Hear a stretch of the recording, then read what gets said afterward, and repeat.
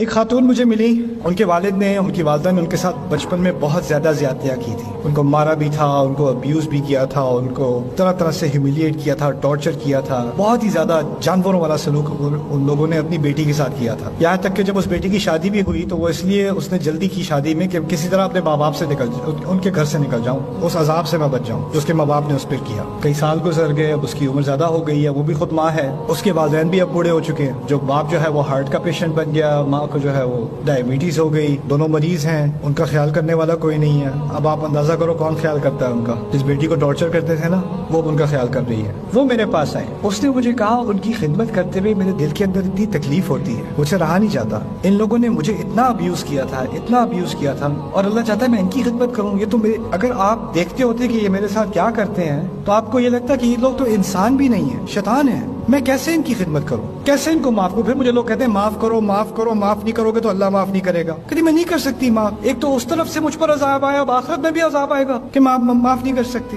میں نے سوال پوچھا کس نے آپ سے کہا ہے کہ معاف کرنا فرض ہے؟ کہاں سے غلط فہمی ملی ہے آپ کو؟ وَلَمَنِ انتصر بَعْدَ ظُلْمِهِ فَأُولَئِكَ مَا عَلَيْهِم مِّن سَبِيلٍ. اگر کوئی اپنی مدد کرنے لگے، اگر انصاف کی طلب کرے، اس کو باقاعدہ ڈیمانڈ کرے، اس کے خلاف آپ کوئی کیس نہیں کر سکتے. اللہ تعالیٰ نے اس کی کھلی چھٹی دے دی. اور پھر بعد میں بھی یہ بھی کہا ہے فَمَنْ عَفَا وَأَصْلَحَ فَأَجْرُهُ عَلَى اللَّهِ. جو معاف کر دے اور ریکنسائل کر سکے، کر لے، اس کا اجر اللہ کے ہاتھ، اس کے اللہ کے ذمہ ہے. لیکن یہ کسی نے کوئی کنڈیشن نہیں ڈالی، لازمی ہے معاف کرنا. یہاں تک کہ یوسف علیہ السلام کے بیٹوں نے ان کو اتنا ٹارچر کیا تھا، اتنا ٹارچر کیا تھا، آپ کو شاید علم نہ ہو، ان کی بیویاں بھی اپنے سسر کی توہین کیا کرتی تھی، ان کے پوتے بھی اپنے دادا کی توہین کیا کرتے تھے. لولا ان تفندون میں اس بات کی طرف اشارہ ہے، یعنی صرف بیٹے ہی توہین نہیں کرتے تھے، ان ابانا لفی ضلال مبین انک فی ضلالک القدیم، بلکہ ان کا پورا گھرانہ ایک نبی کو جانتے ہوئے کہ وہ نبی ہیں کئی سالوں ان کی توہین کرتے رہے، وہ ٹارچر سے گزرے ہیں. اور بعد میں جب سارا معاملہ حل ہو گیا تو آتے ہیں ہمارے لیے بھی دعا کر دیں یا ابت استغفر لنا. یہ کوئی آسان کام ہے؟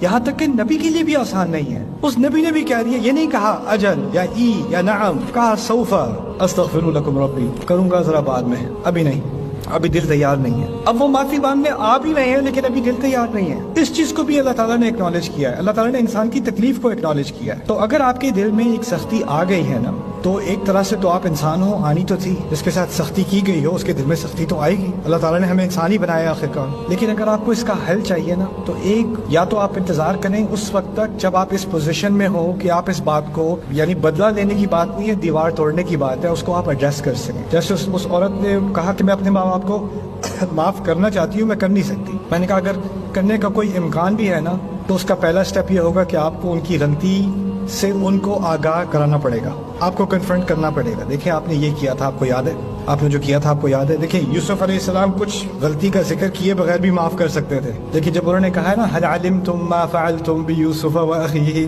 کیا جانتے ہو کیا کیا تھا تم نے یوسف اور اس کے بھائی کے ساتھ؟ اذ انتم جاہلون، جب تم اپنے ہی جذبات میں گم تھے، جب تم جہالت کا تعلق جذبات سے بھی ہے، جب تم اپنے جذبات میں گم ہو کے تم نے جو نفرت دی ہے مجھے میرے بھائی کو، جانتے ہو تم نے کیا کیا تھا؟ یعنی کنفرنٹ کرنا پڑتا ہے. اگر کنفرنٹ نہیں کرو گے تو وہ دیوار نہیں ٹوٹے گی. اور ہو سکتا ہے اس دیوار ٹوٹنے کے بعد پھر امکان ہوتا ہے، ہو سکتا ہے کہ میں معاف کر سکوں، لیکن جب تک وہ نہیں ہوگا نا تو معافی جو ہے وہ بھی آرٹیفیشل ہوتی ہے. اس طرح ہم لوگ، بچوں کی لڑائی ہوتی ہے تو کہتے ہیں چلو گلے لگو، ہاتھ ملاؤ، مسئلہ حل ہو جاتا ہے ایسے. وہ گلے لگاتے ہوئے بھی میں تجھے چھوڑوں گا نہیں.